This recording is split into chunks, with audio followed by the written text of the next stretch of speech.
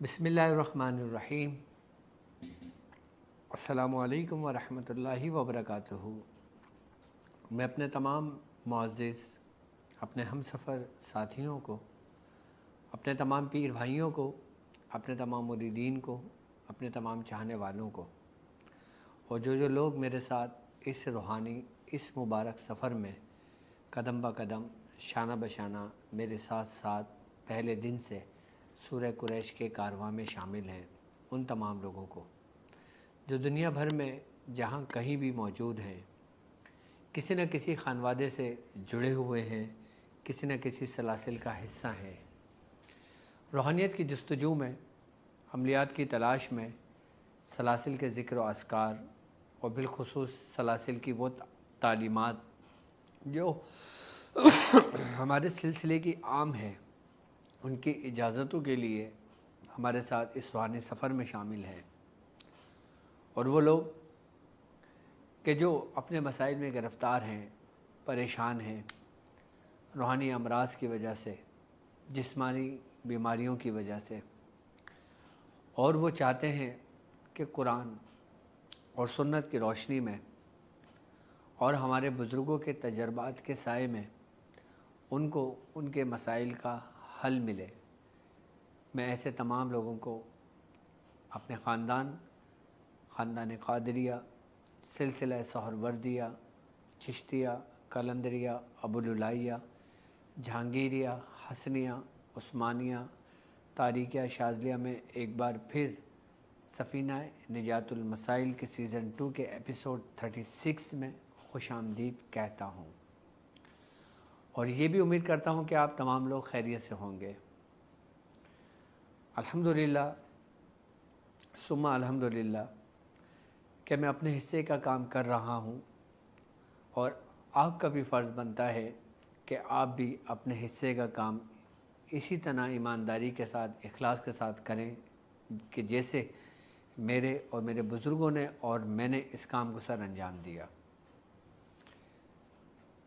आपका काम क्या बनता है कि आप सिलसिले की तालीमात को, हमारी होने वाली ट्रांसमिशन को ज़्यादा से ज़्यादा लोगों तक इस पैगाम को पहुंचाएं, किसी न किसी के ज़रिए, चाहे ख़ुद जाकर आपको पैगाम पहुंचाना पड़े या फिर सोशल मीडिया के ज़रिए, यूट्यूब के ज़रिए, व्हाट्सएप के ज़रिए या फिर वेबसाइट के थ्रू या कोई भी आप सोशल नेटवर्क जिसको आप समझें कि इस तरह इस सिलसिले के पैगाम को, इस वीडियो को मैं आगे पहुंचा सकता हूं और मैं ये हुनर रखता हूं अपने अंदर, तो आपको चाहिए कि आप इस सिलसिले के इस पैगाम को ज़्यादा से ज़्यादा लोगों तक शेयर करें, क्योंकि उसमें जितने भी लोग जुड़ते चले जाएंगे, सब के सब एक कड़ी के मानिंद, एक ज़ंजीर के मानिंद हमारे साथ जुड़ते चले जाएंगे।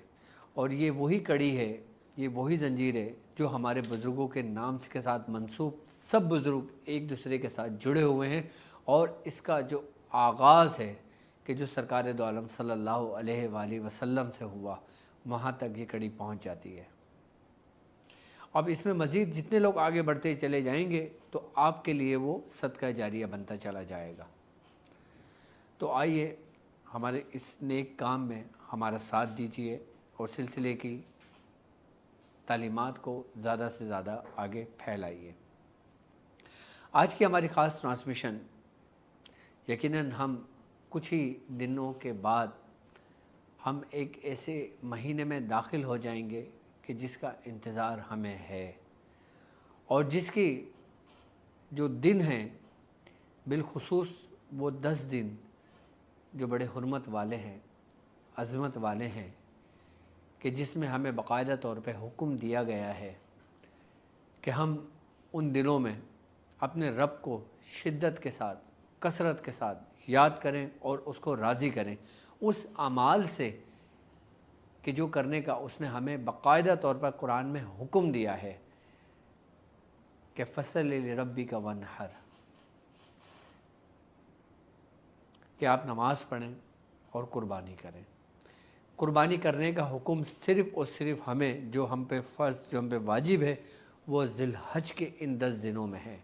اور بالخصوص حج کے بعد، کہ جب حج کے رکن کے حج کی جب ادائیگی مکمل ہوتی ہے، اس کے بعد ہم اللہ کی راہ میں ایک جانور قربان کرتے ہیں، کہ جسے ہم ذی الحج کا مہینہ کہتے ہیں۔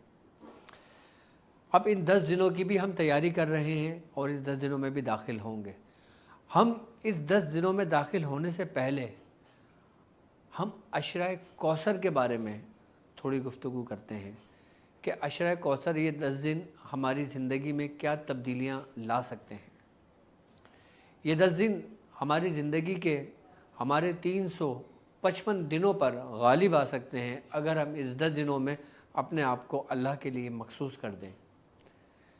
یوں تو رب کے لیے ہر دن ہی مخصوص ہونا چاہیے، لیکن کچھ لوگ کہ جو دنیاوی معاملات میں بھی مشغول ہیں اور وہ بھی ان کے لیے ضروری ہے، جیسا کہ حکم دیا گیا ہے، یعنی کہ بیوی بچوں کی کفالت، ماں باپ کی، بہن بھائیوں کی، یا ان سے جڑے ہوئے جو لوگ کہ جن کی ذمہ داری ان کے کندھوں پر ہے، اس کو بھی لے کے چلنا ہے۔ لیکن اس 10 دنوں کے لیے میں چاہتا ہوں کہ آپ اپنے آپ کو مخصوص کر لیں، تاکہ اس 10 دنوں کی برکتیں آپ وہ سمیٹ سکیں جو 355 دنوں پر آپ کے غالب آ جائے۔ کہ جو لوگ ہمیں 10 دن ہمارے ساتھ جڑتے ہیں عشرہ کوثر میں اور اپنے آپ کو مخصوص کرتے ہیں، تو یقیناً ان کو 3 خصوصیت حاصل ہوتی ہے۔ سب سے پہلے کہ اگر ہم بات کریں عشرہ کوثر کی، تو یقیناً ہمارے ساتھ جڑنے والے لوگ اپنے دنیاوی مقاصد کے لیے بھی جڑیں گے، اپنے روحانی مقاصد کے لیے بھی جڑیں گے، اپنے ان مقاصد کے لیے بھی جڑیں گے جو پوشیدہ ہے، جو ان کی طلب ہے، جو ان کی چاہت ہے، جو ان کی چاہت ہے، جو وہ چاہتے ہیں۔ کوئی میری بہن رشتے کے لیے، کوئی میرا بھائی شادی کرنے کے لیے، کوئی میرے احباب رزق میں خیر و برکت کے لیے، کوئی اپنی اولاد کے لیے، تو کوئی اپنے رزق کی تنگی کے لیے، تو کوئی جادو سے پریشان حال لوگ، جنات کے ستائے ہوئے لوگ، شیاطین کے ڈسے ہوئے لوگ، ان سے نجات کے لیے ہمارے ساتھ جڑتے ہیں۔ تو ان کو جو سب سے بڑا فائدہ ہوتا ہے وہ یہ ہوتا ہے کہ عشرہ کوثر میں ہم بالخصوص سورہ کوثر کا خاص عمل اور سورہ کوثر کی دعوت ہم ان 10 دنوں میں دیں گے، کہ جو لوگ ہمارے ساتھ اس 10 دنوں میں جڑ جاتے ہیں ان کو دنیاوی فائدے بھی ہوتے ہیں اور خیر کثیر ان کے حصے میں آتی ہے، کیونکہ سورہ کوثر ہی خیر کثیر ہے۔ خیر کثیر ہر وہ چیز کہ جو خیر کے ساتھ کثرت میں ہو۔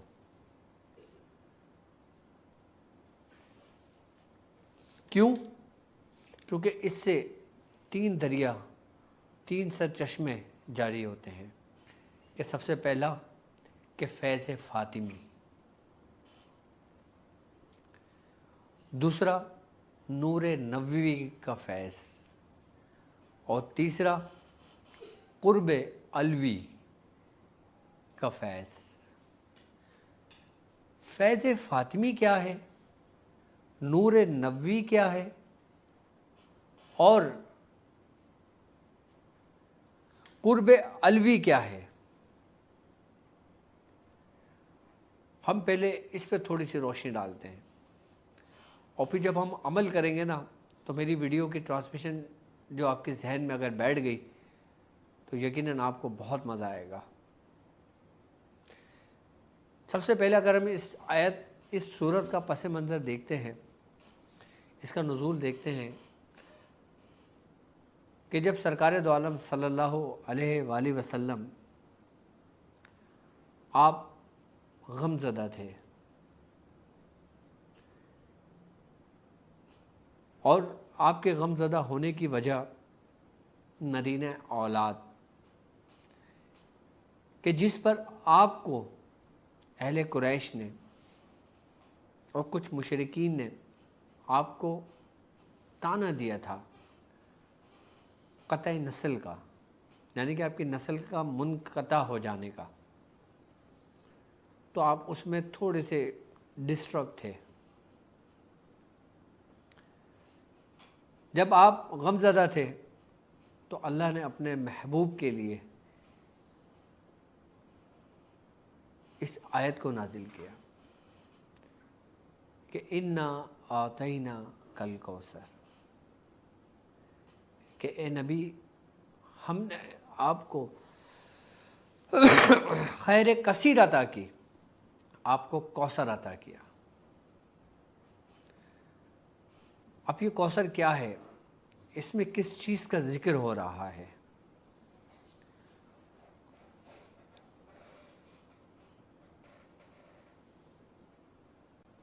اب یہاں پہ ہمارے علماء کرام نے بہت احسن انداز سے بہت پیاری گفتگو کری کہ جس پہ آپ نے نہر کا ذکر کیا، حوض کوثر کا ذکر کیا، آپ نے حق فرمایا۔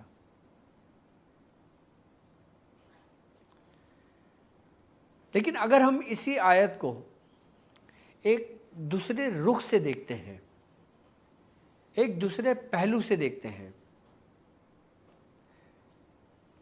کہ یہ جو خیر کثیر ہے، انا آتینا کل کوثر فصلی لربک وانحر انا شانئک ھو الابتر،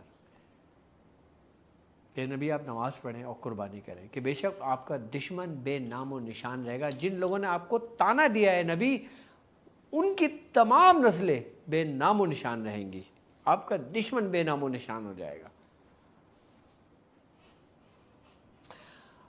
اب جب ذکر بات اولاد کی ہو رہی ہے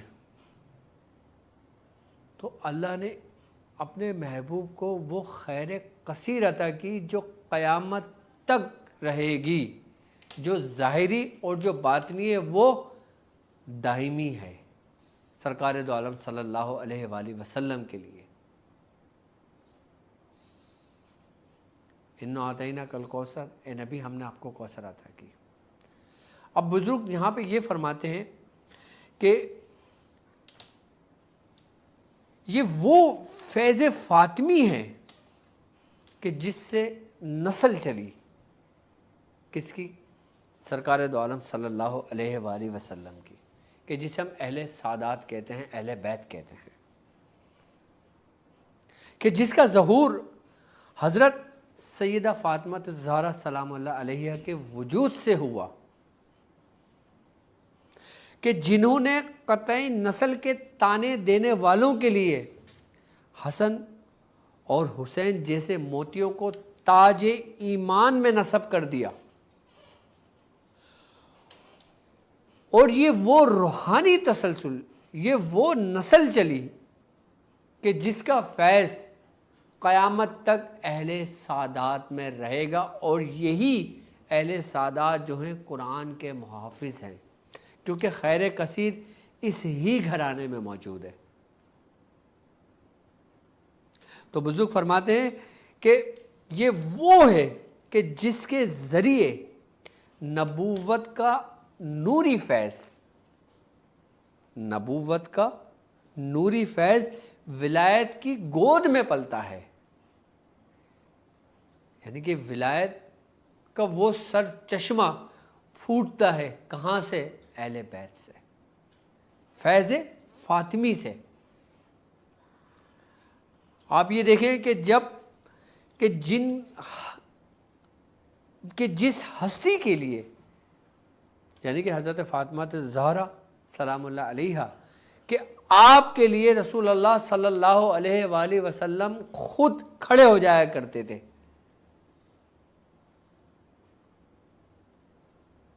اور فرمایا کرتے تھے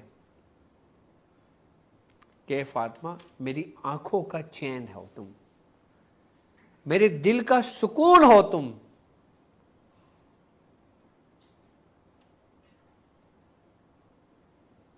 تو بزرگ فرماتے ہیں کہ فیض فاطمی قیامت تک نسل سادات طیبہ میں قیامت تک جاری رہے گا۔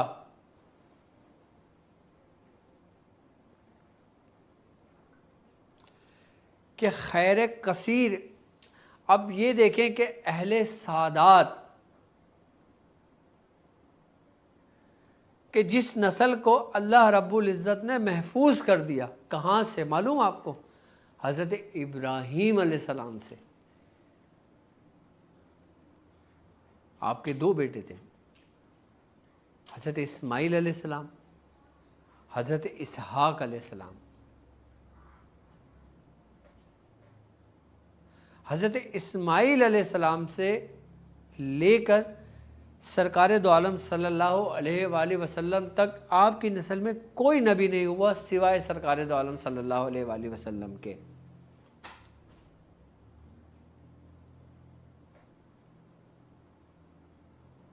اور حضرت ابراہیم علیہ السلام کے دوسرے بیٹے جو تھے ان سے پوری بنی اسرائیل چلی کہ جن پر اللہ تبارک و تعالیٰ نے اپنی نعمتیں اتاری،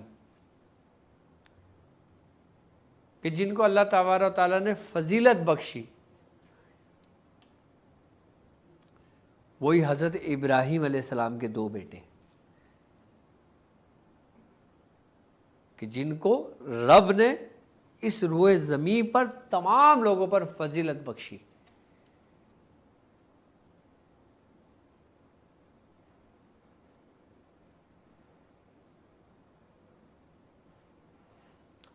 اور جب وہ مقام آیا کہ جب وہ سورت نازل ہوئی کہ انا آتینا کل کوثر، تو یہ اسی کا ظہور ہوا اور یہ نسل قیامت تک کے لیے محفوظ کر دی گئی.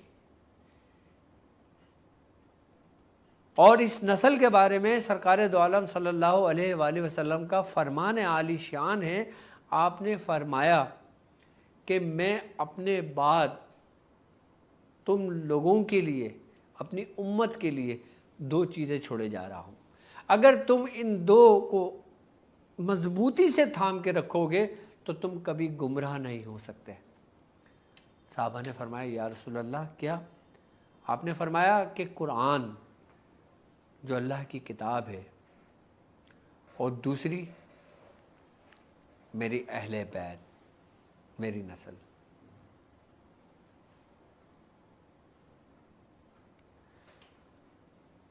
تو فیض فاطمی کا جب فیض جاری ہوگا تو اس سے نہ تو کوئی افلاس باقی رہے گا، نہ کوئی بھوک باقی رہے گی، نہ کسی چیز کی کمی باقی رہے گی. اور عشرہ کوثر میں جب ہم سورہ کوثر کی دعوت کی ادائیگی کریں گے، جب ہم سورہ کوثر کا عمل میں حصہ لیں گے، اور جب ہم سورہ کوثر پڑھیں گے ایک خاص نصاب کے ساتھ، تو پھر ہماری زندگی میں جتنی بھی کمیاں ہیں، جتنی بھی خامیاں ہیں، وہ سب پر ہوتی چلی جائیں گی، یعنی کہ بڑھتی چلی جائیں گی، بڑھتی چلی جائیں گی.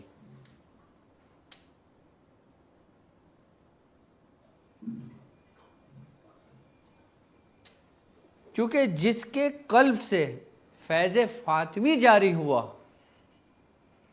پھر وہ فیض اس کی نسل و در نسل تک منتقل ہوتا چلا جاتا ہے. سب سے پہلا فیض فاطمی، آپ سمجھ گئے ہوں گے فیض فاطمی اصل میں ہے کیا. فیض فاطمی ہر کمی، ہر خامی کو پورا کرنے کے لیے کافی ہے، دنیاوی اعتبار سے بھی، آخرت کے اعتبار سے بھی، اور روحانی اعتبار سے بھی. ہمارا کوئی عمل نہیں ہو رہا، ہمارا کوئی نقش کام نہیں کر رہا، ہماری کوئی دعا کام نہیں کر رہی، ہم آزمائش میں مبتلا ہیں، ہم جادو میں گھرے ہوئے ہیں، ہم شیاطین میں گھرے ہوئے ہیں، ہم مختلف حالات و پریشانی سے مجبور ہیں، ہم دشمنوں میں گھرے ہوئے ہیں، ہم ایسے دشمنوں میں گھرے ہوئے ہیں کہ جن کا ہم کچھ کر بھی نہیں سکتے، لیکن ان کا وجود بھی اس روئے زمین پر موجود ہے. تو سورہ کوثر ہر اس کمی کو، ہر اس خواہش کو، ہر اس طلب کو پوری کرنے کے لیے کافی ہے. صرف سورہ کوثر قرآن پاک کی سب سے چھوٹی، مکمل، جامع اور بہترین آپ کے ہر مقاصد کے لیے میں سمجھتا ہوں سورہ کوثر کافی ہے. کیوں؟ کیونکہ اس میں نبوت کا نور ہے، اس میں اہل بیت کا نور موجود ہے، اور اس میں وہ حکم موجود ہے جس کا ذکر میں آگے کروں گا. اب ہم بات کرتے ہیں فیض فاطمی، سمجھ آ گئی. اب ہم آتے ہیں نور نبوی صلی اللہ علیہ وآلہ وسلم پر۔ نور نبوی صلی اللہ علیہ وآلہ وسلم کیا ہے؟ یہ کوثر کا اصل سرچشمہ ہے، یہ کوثر کا اصل ہی سرچشمہ ہے، اور سورت کا نام ہی کوثر رکھا گیا ہے اس لیے کہ یہ وہی صف ہے جو سرکار دو عالم صلی اللہ علیہ وآلہ وسلم کے وجود مبارک کا باطنی نام ہے، کہ وجود مبارک کا یہ باطنی نام ہے کوثر، یعنی کہ کثیر خیر، خیر کثیر، ہر خیر، ہر عطا، ہر رحمت، ہر علم، سب کا مرکز محمد صلی اللہ علیہ وآلہ وسلم کا نور ہے، آپ ہی کی ذات اقدس ہے۔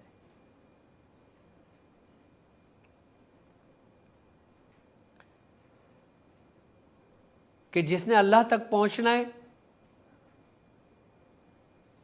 وہ نیچے سے چلے گا نا، یعنی کہ پہلے اہل سعادات کا دامن، یعنی کہ پہلے فیض فاطمی اس کو ملنا چاہیے۔ اب جب فیض فاطمی اس کو ملے گا، فیض فاطمی کا سرچشمہ اس کے قلب اطہر سے پھوٹے گا، اس کے بعد وہ نور نبوی میں داخل ہوگا نا، اور جب وہ نور نبوی میں داخل ہوگا تو وہ اللہ کا قرب پائے گا نا، ایسے تو نہیں پہنچ سکتا۔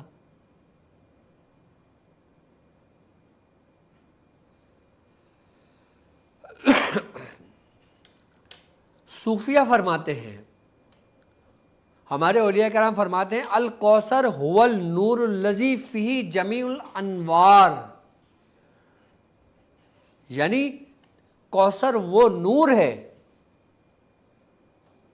کوثر وہ نور ہے جس میں تمام انوار سموئے گئے ہیں، یعنی کہ جس نے تمام نوروں کو اپنے اندر سمیٹ لیا،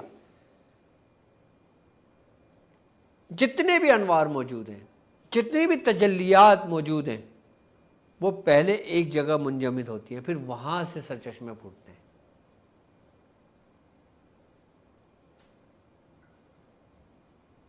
کہ خیر کثیر، ابھی آپ خیر کثیر کا لفظ سمجھے نہیں ہیں، اور جب خیر کثیر ہی کا لفظ خالی سمجھ آ جائے تو پھر کچھ اور سمجھنے کی ضرورت نہیں ہے۔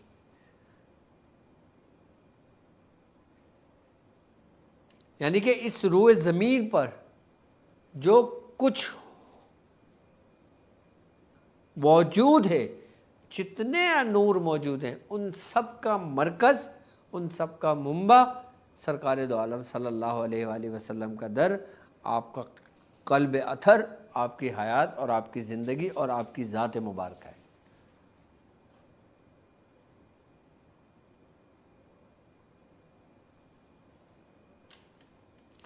اسی لیے بزرگ فرماتے ہیں یہی وہ نور ہے کہ جس کی بدولت دل زندہ ہوتا ہے، دل بینا ہوتا ہے، کہ دل کے دروازے کھلتے ہیں، اس میں سے روشنیاں نکلتی ہیں، کہ جس سے دل اللہ کا گھر بنتا ہے، کہ جس کا دل بیدار ہوا اس کی روح بیدار ہوئی، جس کا دل اندھا ہے اس کی روح بھی مردار ہے اور وہ خود بھی مردہ ہے۔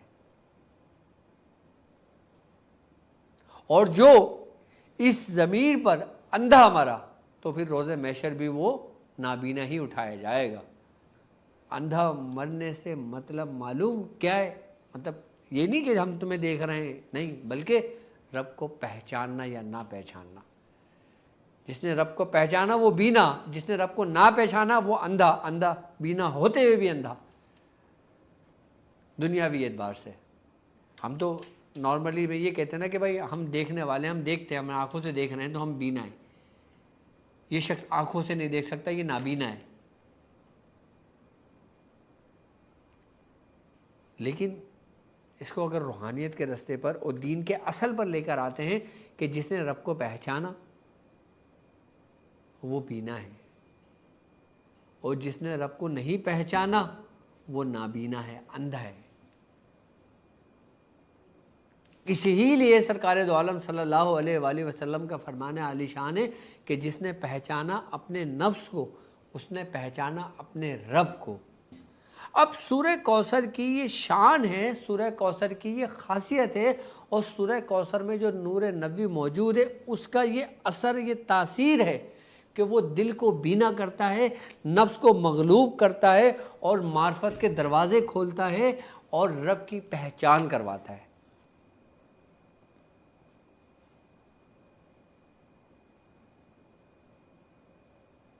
اس کے 3 دروازے ہیں، 3 ہی آیتیں ہیں، اور 3 ہی کمالات ہیں، اور اس 3 ہی میں سب کچھ سمو گیا۔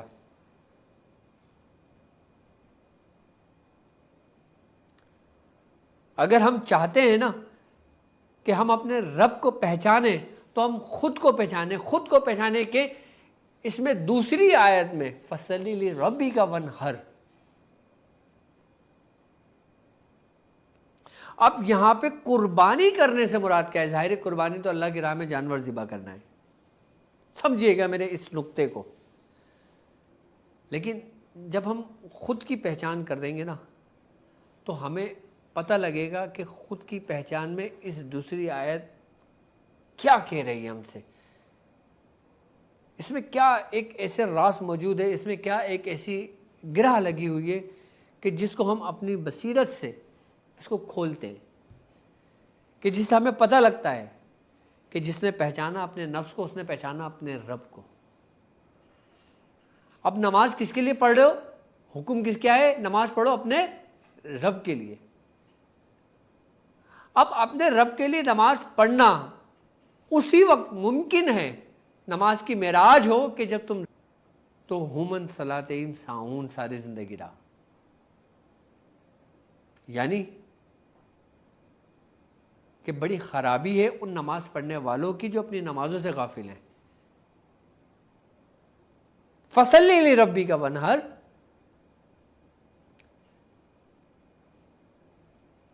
کہ جس نے پہچانا اپنے نفس کو اس نے پہچانا اپنے رب کو۔ اپنے رب کی پہچان سب سے پہلے تم خود کو پہچانو، اور خود کو پہچاننے کے لیے اس کا راز اسی آیت میں موجود ہے کہ یہ حکم باطنی مجاہدے کا ہے۔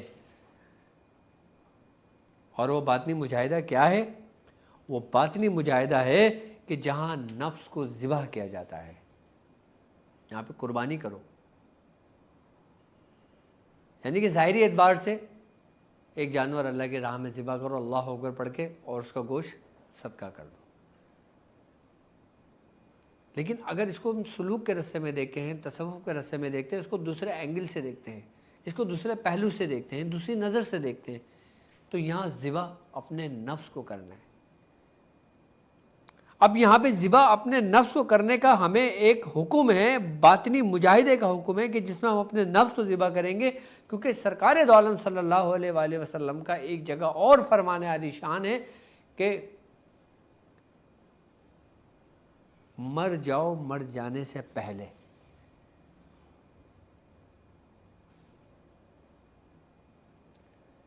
یعنی یہاں پہ مر جانے سے مراد اپنے نفس کو ذبح کر دو اس سے پہلے کہ تم پر وقت اجل آئے، کہ تمہارا آخری وقت آئے، اس سے پہلے تم اپنے نفس کو ذبح کر دو۔ اب سوال یہ پیدا ہوتا ہے یہ نفس آخر ہے کیا کہ جس کی پہچان بھی نفس سے ہے، کہ جس میں ذبح کرنے کا بھی نفس کا حکم ہے، کہ جس میں قتل کرنے کا بھی نفس کا حکم ہے۔ اب نفس کی ہم ڈیفینیشن ڈھونڈتے ہیں، دیکھتے ہیں، اپنے بزرگوں کے فرمان کو دیکھتے ہیں تو گویا ہمیں صرف اتنی بات لگتی ہے کہ خواہشات تو ہم نہیں کرتے، ایسے ہی سوال یہاں پہ یہ پیدا ہوتا ہے کہ ہم کہتے ہیں نا کہ نفس ہمارے اپنے اندر کی خواہشات کا نام ہے، یہ صرف اور صرف تسلی دینے کے لیے ہے۔ اصل نفس کا نام کیا ہے آپ کو معلوم؟ اصل نفس کہتے ہیں کہ ھدی للمتقین الذین، کہ ہدایت ان لوگوں کے لیے ہے جو متقی و پرہیزگار ہیں۔ اگر تم اپنے نفس کی پہچان کرنا چاہتے ہو، اپنے نفس کو پہچاننا چاہتے ہو، تو سب سے پہلے تمہیں اپنے اندر سے خصائل رذیلہ کو دور کرنا ہے۔ اب یہاں پہ خواہشات اور ضروریات میں فرق دیکھنا ہے۔ اب یہ نہیں کہ خواہشات کے چکر میں، آپ خواہشات کو ترک کرنے کے چکر میں اپنی ضروریات کا بھی گلا گھوڑ دو، کہ ایسے بھی ہمارے پاس بیوقوف لوگ موجود ہیں جو اپنی ضروریات کو بھی ترک کر دیتے ہیں خواہشات کا نام دے کر۔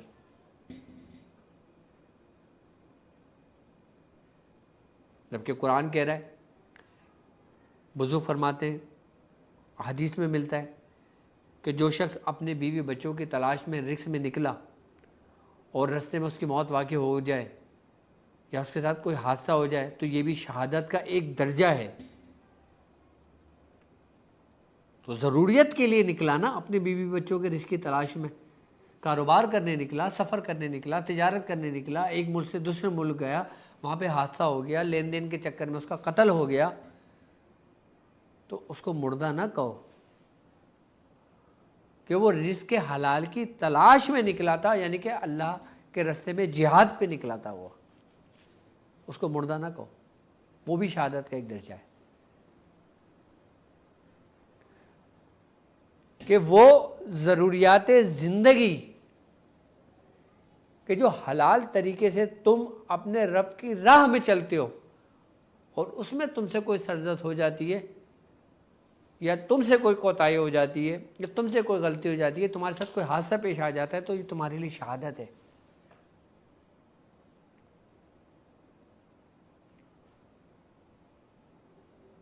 یہ تمہارے لیے شہادت کا درجہ ہے۔ اب خواہشات کیا ہوتی ہے؟ خواہشات ہر وہ چیز خواہش ہے جو ضرورت سے زیادہ ہو۔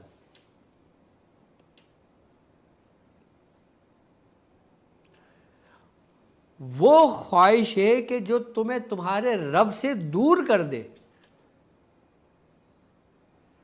اللہ کے کچھ نیک بندے ایسے بھی ہیں کہ جن کے پاس اگر دیکھا جائے تو ظاہری دولت کروڑوں میں، اربوں میں، لیکن وہ اپنے رب سے ایک لمحے کے لیے بھی غافل نہیں ہوتے۔ اب ان سے کیا کہو گے؟ ہمارے دماغوں میں یہ بٹھا دیا گیا ہے نا کہ اگر سلسلے میں مرید ہوگے یا اس رستے پہ چلو گے تو غربت آ جائے گی، اور یہ ہو جاؤ گے، صفائی ہوگی، یہ ہوگا، ایسا ہوگا، ویسا ہوگا۔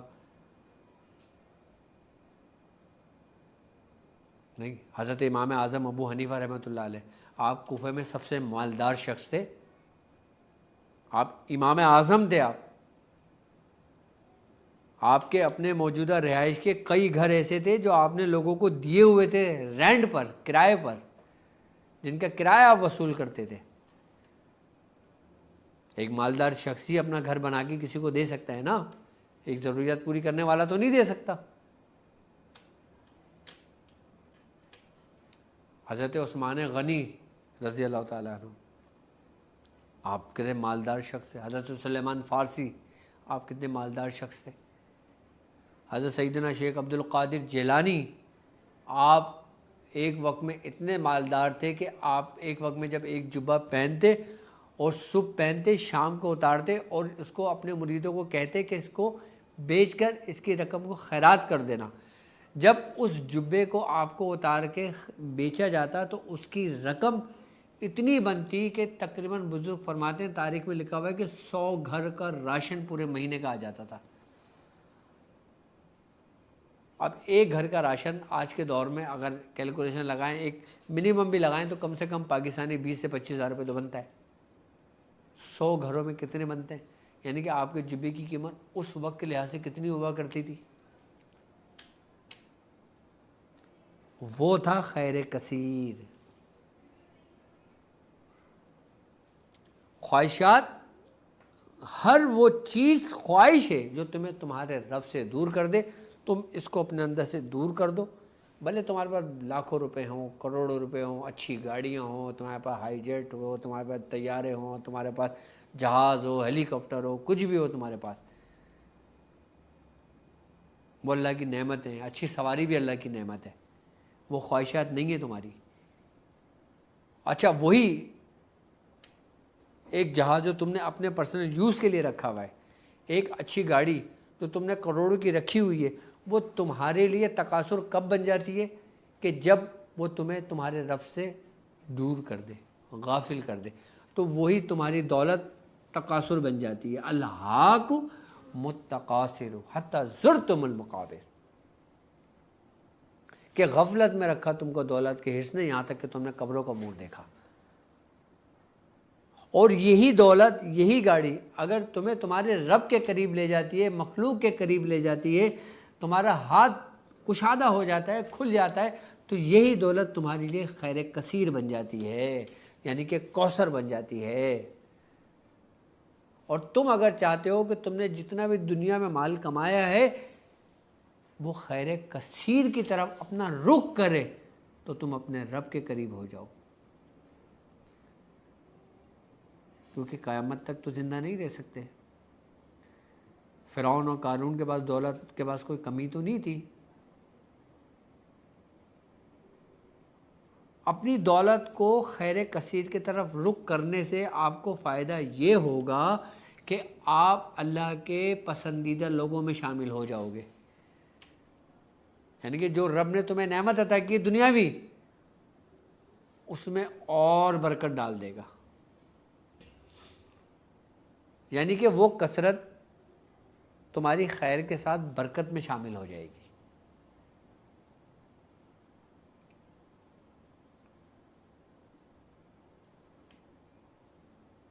اب تک تو ہم غافل تھے نا، لیکن اب ہم نے سمجھ آ گئی نا کہ ہم نے اتنی محنت کی ہے، ہم نے یہ گلشن سجایا ہے، ہم نے گلستان بنایا ہے، ساری زندگی رہنے کے لیے تو نہیں بنایا۔ اب ماں باپ ساری زندگی محنت کرتے ہیں، کس کے لیے کرتے ہیں؟ کہ ان کی اولاد اچھی تعلیم حاصل کر لے، ان کی اولاد اپنے پیروں پہ کھڑی ہو جائے، ان کی اولاد حلال رزق کمانے شروع کر دے، ان کی اولاد کے اچھی جگہ رشتے ہو جائیں، ان کا گھر اچھا ہو جائے، گاڑی اچھی ہو جائے، یہ ان کی زندگی کا مقصد ہے، جبکہ سلوک کے راستے میں یہ مقصد نہیں ہے۔ لیکن یہاں تک پہنچ گئے، سب کچھ حاصل کر لیا، اب اس کو سیو کر دو۔ اس کو سیو کس طرح کرنا ہے؟ کہ اپنا رخ خیر کثیر کی طرف کر دینا ہے۔ خیر کثیر کیا ہے؟ کہ اللہ کی راہ، اس کے لیے کہ جو شخص قربانی میں حصہ ڈالتا ہے، جو شخص خود قربانی کرتا ہے، ظاہری قربانی کرتا ہے یا اپنے باطن کی قربانی کرتا ہے، اس کو ہر دور میں 10 گنا اجر اس کو ملتا ہے۔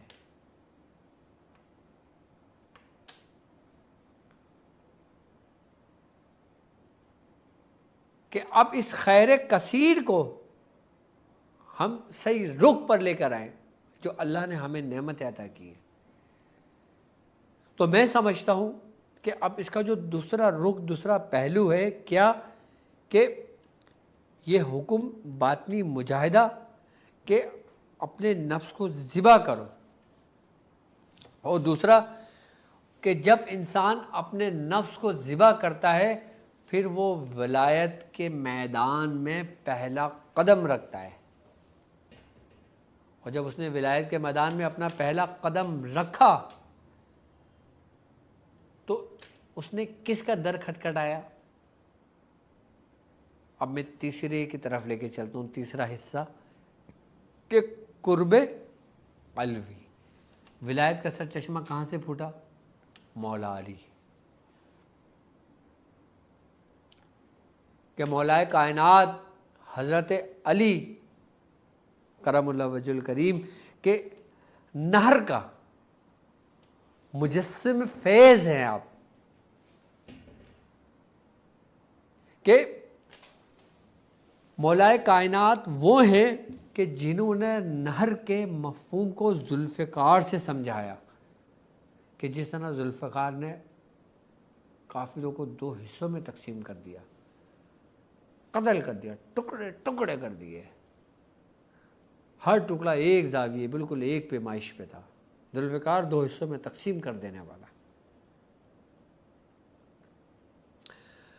جہاں قربانی صرف جان ہی کی نہیں بلکہ دل، خواہش، غرور، تکبر، ہمارے اندر پیدا ہونے والی یہ روحانی بیماریاں، نفس کی سرکشی، اس کو بھی 2 حصوں میں تقسیم کرنا چاہیے۔ قرب علوی کا فیض تب ہمارے بدن سے جاری ہوتا ہے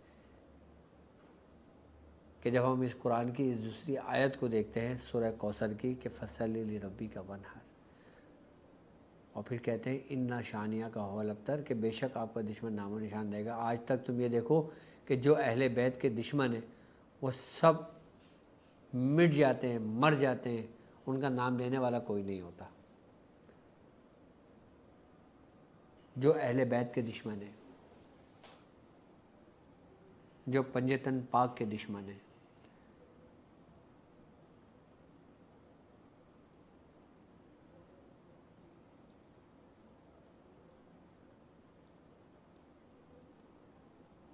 کہ جب انسان ولایت کے میدان میں اپنا پہلا قدم اتارتا ہے تو وہاں ظاہر سی بات ہے سب سے پہلا سامنا اس کے دشمنوں سے ہوتا ہے۔ جب ہم کسی میدان میں اترتے ہیں، جنگ کے میدان میں اترتے ہیں، تو ہمارا سامنا کس سے ہے؟ ہمارے دشمنوں سے۔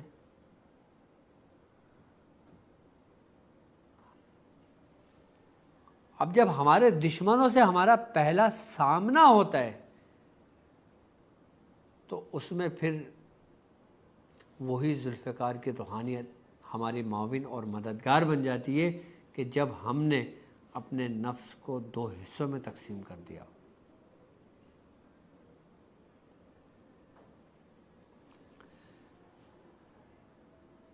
اب کوثر اور ولایت، کوثر اور ولایت یاد رکھنا، مولا کائنات حضرت علی کرم اللہ وجہ الکریم اس چشمے کا پہلا جام پینے والے ہیں۔ قرب علوی وہ قرب ہے کہ جہاں عاشق محبوب کے رازوں میں شریک ہوتا ہے۔ نبی کریم صلی اللہ علیہ وآلہ وسلم کا رازدار کون تھے کہ جن سے سرکار دو عالم صلی اللہ علیہ وآلہ وسلم بڑی راز و نیاز کی گفتگو کرتے تھے، باتیں کیا کرتے تھے؟ مولا کائنات تھے وہ،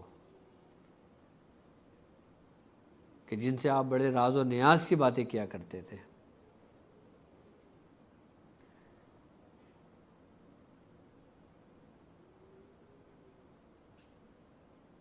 کہ مولا کائنات کا فرمان ہے کہ اے لوگوں مجھ سے پوچھو کہ میں زمین سے زیادہ آسمانوں کے راستے جانتا ہوں، اور ہر ولی کی ولایت مولا علی کے ہی دربار سے مہر لگتی ہے تو وہ ولی بنتا ہے۔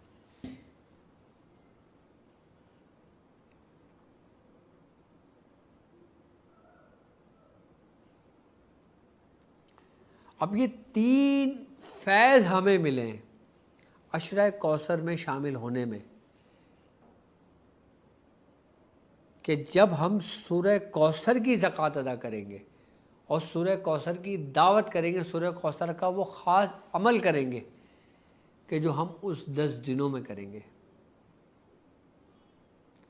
اور جو لوگ عشرہ کوثر میں ہمارے ساتھ شامل ہونا چاہتے ہیں وہ ہماری ویب سائٹ کو دیکھ سکتے ہیں، اور جو ہمارے مریدین ہیں ہماری ویب سائٹ پہ ہمارا ایک آپشن، نیو آپشن، ایک نیا فیچر ہم نے متعارف کرایا ہے مرید کاؤنٹر کے نام سے۔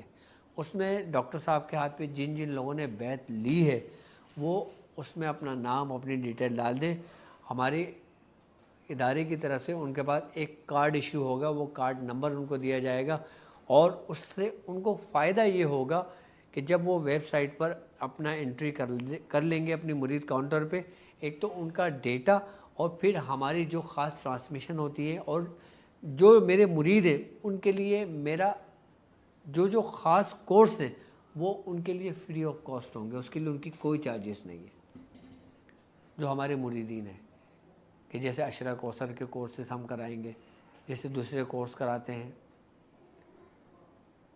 وہ ان کے لیے کوئی چارجز نہیں ہے، کہ جن کی انٹری ہمارے پاس کس میں ہوگی؟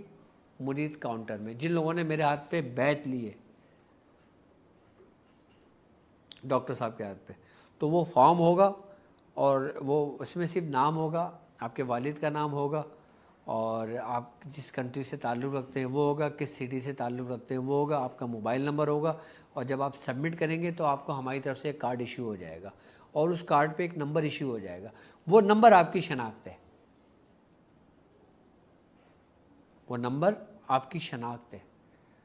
اب اس نمبر ہی کے ذریعے آپ ہم سے رابطہ کر سکتے ہو، اسی کے ذریعے آپ ہماری کلاس میں انرول ہو سکتے ہو، اسی کے ذریعے آپ ہم سے سیکھ سکتے ہو، اسی کے ذریعے آپ ہم سے بات کر سکتے ہو، اسی کے ذریعے آپ ہم سے جو کچھ حاصل کرنا چاہتے ہو وہ کر سکتے ہو۔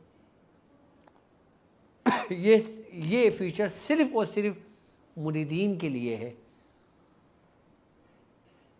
ان لوگوں کے لیے کہ جن لوگوں نے بیعت ارادت کی ہوئی ہے، ان لوگوں کے لیے جو بیعت طلب کی ہوئی ہے جنہوں نے۔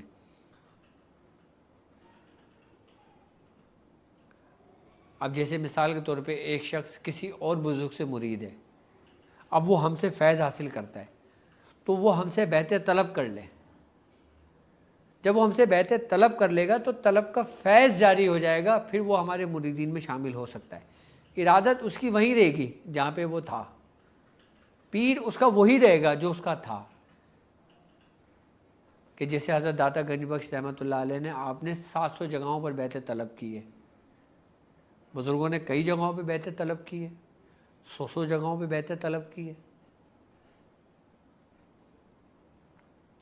تو جو لوگ جن لوگوں نے میرے ہاتھ پہ بیعت کی ہوئی ہے وہ اس مرید کاؤنٹر کو بھر لیں، ان کا ایک نمبر ایشو ہو جائے گا، اور پھر اس نمبر سے وہ ہم سے رابطہ کر سکتے ہیں، اور سارے پیغامات میرے اور ویڈیوز کے ذریعے، یا کوئی خاص ٹرانسمیشن، یا ایک خاص کورس میں لانچ کرنا چاہ رہا ہوں ابھی اس وقت علم العادات کا، کہ جس میں علم العادات کے ذریعے آپ بہت کچھ جان سکتے ہیں، کہ علم العدد کے ذریعے کس طرح نقش بنایا جاتا ہے، علم العدد کے ذریعے ہم کس طرح استخارہ کر سکتے ہیں، علم العدد کے ذریعے ہم کس طرح کیا معلوم کر سکتے ہیں، علم العدد کے ذریعے ہم اپنے سفر کو کس طرح کر سکتے ہیں۔ یہ خاص انشاءاللہ تعالی محرم میں یا محرم کے بعد یہ کورس میں لانچ کروں گا، جو صرف اور صرف مریدین کے لیے ہوگا، فری آف کاسٹ، جو مریدین ہیں۔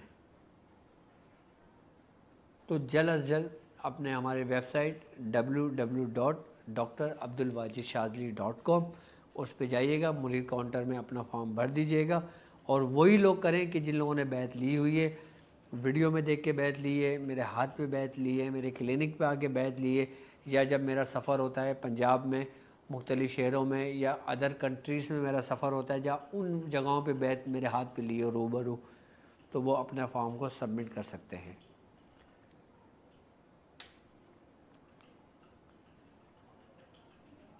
تو www.drabdulwajidshadli.com پر آپ اپنی رجسٹریشن تو نہیں، اپنی انٹری کروا لیں، تاکہ ہمارے ادارے کا فیض، ہمارے ادارے کے تبرکات، ہمارے ادارے کے جو پیغامات ہوتے ہیں وہ آپ تک پہنچتے رہیں، آپ ایکٹیو رہیں، آپ تک ساری خبر پہنچتی رہے، اور ہمارے جو ہم نے الحمدللہ شاذلی روحانی درسگاہ جو ہماری ہے، ہم اس کے ماتحت جو بکس ہماری ہیں، کافی بکس ہماری چھپ چکی ہے، لیکن ابھی ہم نے لانچ نہیں کری ہے، ابھی ہم نے اس کو وائرل نہیں کری ہے، تو وہ صرف اور صرف مریدین کے لیے ہے، عام لوگوں کے لیے نہیں ہے، کیونکہ سب سے پہلی تربیت مرید کی تربیت ہوتی ہے، سارے جہاں کی تربیت ایک الگ بات ہے، کہ ہم یہ کام کرنے کا مقصد صرف اور صرف تربیت مریدین کا ہے، کہ ان کے لیے میں مخصوص وقت رکھوں گا، ان کے لیے ان کی تربیت کا سلسلہ رکھوں گا، ان کے لیے جو بھی کچھ ہمارے ادارے سے جڑی ہوئی چیزیں ہوں گی وہ ان تک پہنچتی چلی جائیں گی، اور وہ مریدین جو ہمارے ساتھ جڑتے چلے جائیں گے اپنا حال بھی لکھ سکتے ہیں، اپنے مقصد بھی بیان کر سکتے ہیں، علاج کے سلسلے میں بھی رابطہ کر سکتے ہیں، اور زیر نگرانی میں کوئی عمل کرنا چاہتے ہیں وہ بھی کر سکتے ہیں۔ تو مریدوں کے لیے ہفتے میں ایک دن ہوگا کہ جس میں خاص کلاس ہوں گی، وہ صرف اور صرف مریدین کو لیکچر اور لنک دیا جائے گا، لیکن یہ سلسلہ میں شروع کروں گا ذی الحج کے بعد۔ کیوں؟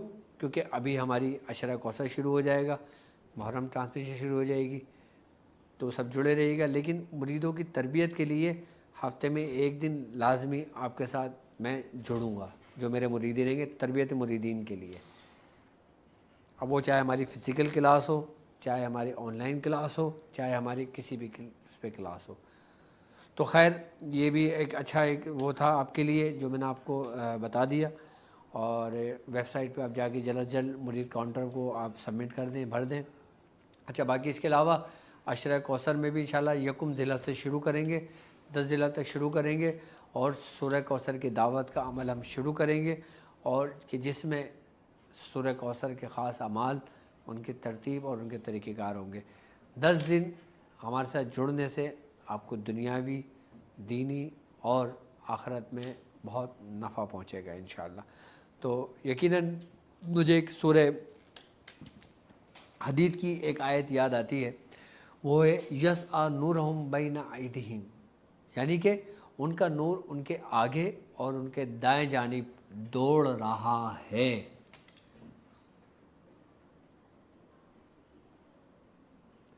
اگر ہم اسی آیت کو دیکھتے ہیں تو اس آیت کے جو عدد بن رہے ہیں نا، وہ بن رہے ہیں 573. 573 ان کا نور ان کے آگے اور ان کے دائیں جانب دوڑ رہا ہے. یسعی نورہم بین ایدیہم، سورہ حدید آیت نمبر 12، عدد 573، یعنی کہ 573. اب 573 کو ہم ایک مفرد پہ لے کر آتے ہیں تو 7 و 3 10، 10 اور 5 15، 15 کا بنتا ہے 6، یعنی کہ عدد مفرد میں آیا 6. سمجھانے کا مقصد ہے، صرف ایک سمجھا رہا ہوں، وربلی سمجھا رہا ہوں. 6 عدد بنتا ہے. اچھا 6 عدد کس حرف کی نومیریکل ویلیو ہے؟ وہ ہے حرف واو. واو کی بنتی ہے نومیریکل ویلیو.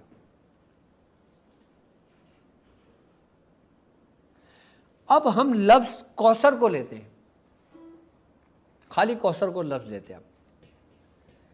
اب کوثر کے عدد ہم دیکھتے ہیں تو ہمارے عدد بنتے ہیں 526، یعنی کہ نہیں سوری 726، یعنی کہ 726 عدد بن رہے ہیں کوثر کے 726. اب 726 کو ہم لے کر آ جاتے ہیں مفرد میں. 6 اور 6 12، 13 13 14 15، 15 کا بنتا ہے 6. کس کی نومیریکل ویلیو بنتی ہے؟ حرف واو کی. اب تھوڑا سا اس 6 کو اپنے نظر میں رکھنا. اب میری طرف آگے کی طرف بڑھنا کوثر کے کاف پر.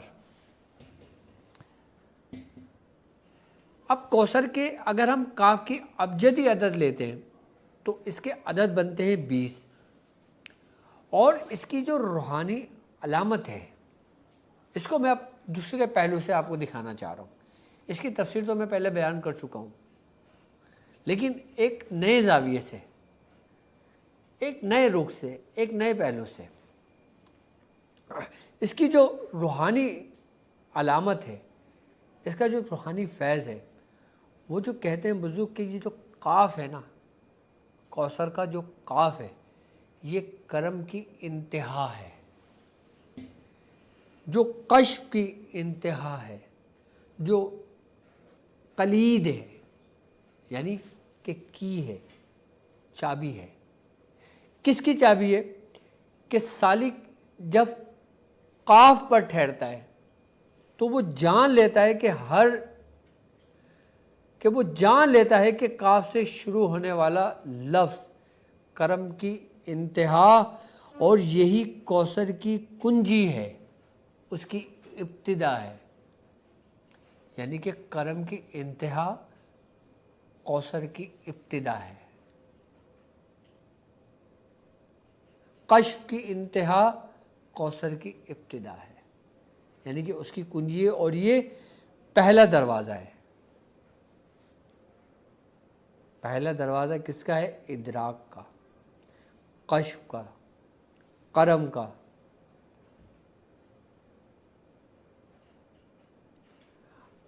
اب ہم آ جاتے ہیں واو پر، جس کے عدد بنتے ہیں 6.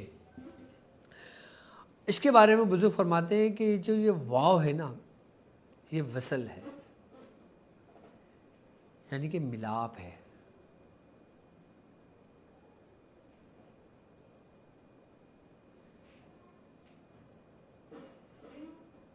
کہ جب قطرہ دریا میں ملتا ہے تو وہ اس میں گم ہو جاتا ہے، کہ جیسے پارا گندک میں ملتا ہے تو گم ہو جاتا ہے۔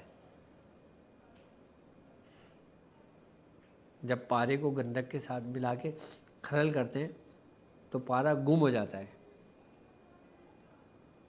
قطرہ سمندر میں گرتا ہے تو وہ گم ہو جاتا ہے۔ تو یہ واو وصل کی علامت ہے، یہ ہر جدا کو ملا دیتا ہے، ہر بکھری ہوئی چیز کو سمیٹ دیتا ہے، ہر ٹوٹے ہوئے کو جوڑ دیتا ہے، یہ ہر چیز کے توازن کو برقرار رکھے ہوئے ہے، اس کو قائم رکھے ہوئے ہے، اور یہ کوثر کا دوسرا دروازہ ہے، دوسرا حرف ہے اس کا۔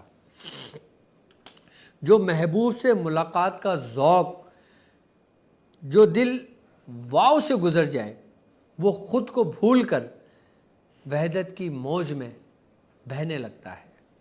کوثر کا پانی اسی واو کے وجود سے گزرتا ہے، کہ کوثر کا پانی اسی واو کے وجود سے گزرتا ہے، یعنی کوثر صرف ایک نہر نہیں بلکہ نور وصل کی وہ معتبر جگہ ہے، کہ جہاں پہ رسول خدا صلی اللہ علیہ وآلہ وسلم نے فرمایا کہ میں کوثر کے مقام پہ تمہارا انتظار کروں گا۔ یہ واو ہے جو وصل یار ہے، جو نور وصل ہے۔ اب ہم اس کوثر کے سے پر آتے ہیں، یعنی کہ سا۔ وہ جو فرماتے ہیں کہ یہ روحانی علامت ثبات کی ہے، یعنی کہ ثابت قدمی کی ہے، اور اس کی جو نومیریکل ویلیو بنتی ہے نا، وہ بنتی ہے 500، 500۔ زیرو کی کوئی ویلیو نہیں تو حرف بنتا ہے 5، یعنی ثابت قدمی، ثابت قدم رہنا۔ اب سلوک کے راستے میں ثابت قدمی ہی انسان کی کامیابی کی ضمانت ہے۔ جو لوگ ثابت قدم رہتے ہیں وہ ہمیشہ عافیت میں رہتے ہیں۔ اس کے بارے میں فرماتے ہیں کہ یہ سب سے بھاری عادت ہے، کہ یہ جو ظاہر کرتا ہے کوثر کوئی معمولی خیر نہیں بلکہ کثیر رحمت ہے۔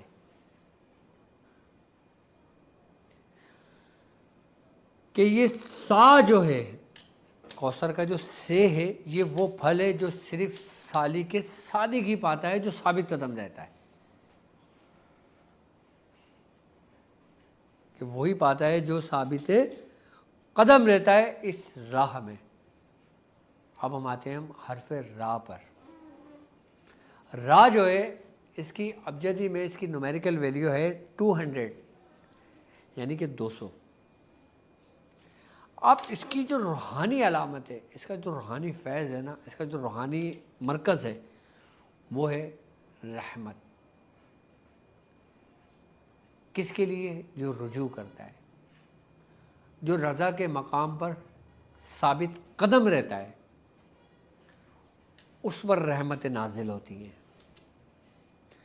تو بزرگ فرماتے ہیں کہ را کوثر کی رحمت کا دروازہ ہے، یہی وہ حرف ہے جس پر سالک سجدے میں گر پڑتا ہے اور کہتا ہے کہ اے رب، اگر یہ تیرے محبوب کی عطا ہے تو میں راضی ہوں، اپنے نفس کو، اپنی چاہت کو تیری رضا پر قربان کر دیتا ہوں کہ تو مجھے قبول فرما۔ کہ ہم خوش نصیب امت ہیں کہ جو روز محشر میں ہمارا معاملہ، ہمارا حال، ہمارا فیصلہ دو کریموں کے درمیان ہوگا، یعنی کہ رب کریم اور رؤوف الرحیم۔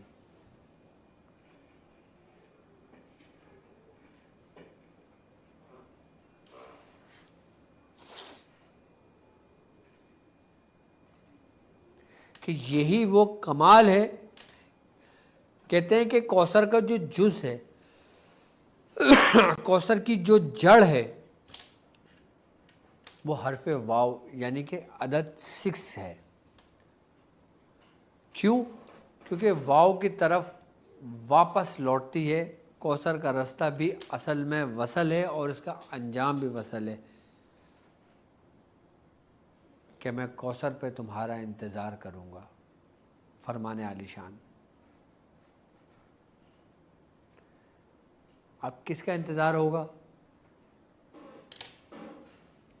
کہ جو ثابت قدم رہے، کہ جس کو فیض فاطمی حاصل ہو،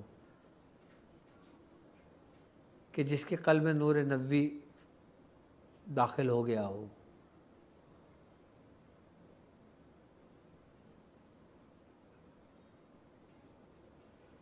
کہ جس کو علی کا قرب حاصل ہو گیا ہو. قرب علی، قرب علوی.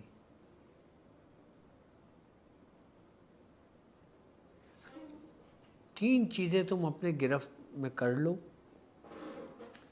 رحمت بھی تمہارے منتظر، کرم بھی، کشف بھی، قلید بھی، قرب بھی، وصل بھی، وجود بھی، وحدت بھی، ثمر بھی، ثبات بھی، ثناء مصطفیٰ.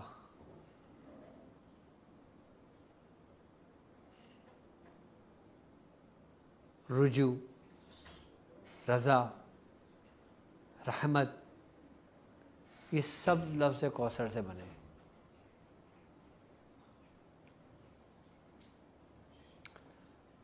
تو میں سمجھتا ہوں کہ آپ لوگ میرے ساتھ جڑے ہوئے ہیں. ہاں گرمی تو بہت زیادہ ہو گئی ہے. کیا ہے یہ؟ اچھا ہاں، کیری کے شربت. کیریاں تو آ گئی نا؟ صحیح ہے ماشاءاللہ. گرمیوں میں کیری کا شربت بہت فائدہ کرتا ہے، بالخصوص کہ یہ ہمارے جو اندر کا جو نظام ہے، جو قوت مدافعت ہوتی ہے، جو ہمارے وجود سے، جسم سے جو پسینہ نکلتا ہے، نمکیات کا خارج ہو جاتی ہے، ہمارا جسم ڈاؤن ہونے لگتا ہے. جب ہم کیری کا شربت پیتے ہیں تو یہ ایکٹیو کر دیتا ہے ہمیں. یہ ایسا ہے کہ جیسے موبائل کی بیٹری ڈاؤن ہو گئی نا، اب موبائل کو چارج پہ لگائیں گے، موبائل فل چارج ہو جائے گا. اسی طریقے سے ہماری باڈی کے لیے ہر وہ فروٹ لازمی ہے کہ جو رب نے ہمیں ان خاص مہینوں میں اپنی نعمتیں ہم پر اتاری ہیں. یاد رکھو کہ ہر وہ فروٹ جو جس موسم کا ہو نا، اس کو اسی موسم میں کھانا چاہیے، 12 مہینے نہیں کھانا چاہیے. جو فروٹ جس مہینے میں آئے اس کو اس مہینے میں کھائیں گے، آپ کو فائدہ ہوگا. اس مہینے سے ہٹ کے کھائیں گے آپ کو نقصان ہوگا. تو ابھی کیری کا ہے تو یہ کیری کا جوس بنا کے لائیں تو یقیناً فائدہ ہوگا. کیری کے بہت فائدے ہیں کہ یہ ہمارے جسم میں نمکیات کی کمی کو پورا کرتی ہے، معدے کی گرمی کو ختم کرتی ہے، جگر کی گرمی کو ختم کرتی ہے. اور جو لوگ دن میں ایک مرتبہ کیری کا شربت بنا کے پیتے ہیں، وہ ان کو لو نہیں لگتی، ان کو گرمی نہیں لگتی، اور ان کے جسم سے جو نمکیات نکل جاتی ہے اس کی کمی کو وہ پورا کر دیتی ہے، جس سے بلڈ پریشر ڈاؤن نہیں ہوتا، شوگر ایک دم نہیں گرتی. یہ اس کے فائدے ہیں. اور جب یہ کیری اپنے شباب کو پہنچے گی تو یہ آم کی صورت اختیار کر لے گی. پھر کیری کی ضرورت نہیں رہے گی. پھر ہم انشاءاللہ آپ کے ساتھ بیٹھ کے آم بھی لائیو کھائیں گے، اور جب پنجاب آئیں گے تو آپ سے بھی آم منگوائیں گے اور پھر آم کھائیں گے. اب مجھے اور باقی یہ ہے کہ ہمارے ساتھ جڑے رہیے گا. انشاءاللہ عشرہ کوثر میں میں آپ کا منتظر رہوں گا، اور فرسٹ ضلع سے لے کے 10 ضلع تک ہم انشاءاللہ جڑے رہیں گے. اور www.drabdulwajidshadri.com اس پہ آپ میرا اپوائنٹمنٹ بھی لے سکتے ہیں، اپنے علاج کے سلسلے میں رابطہ بھی کر سکتے ہیں، اور اعمال اگر میری زیر نگرانی میں کرنا چاہتے ہیں تو اس کی اجازت بھی لے سکتے ہیں.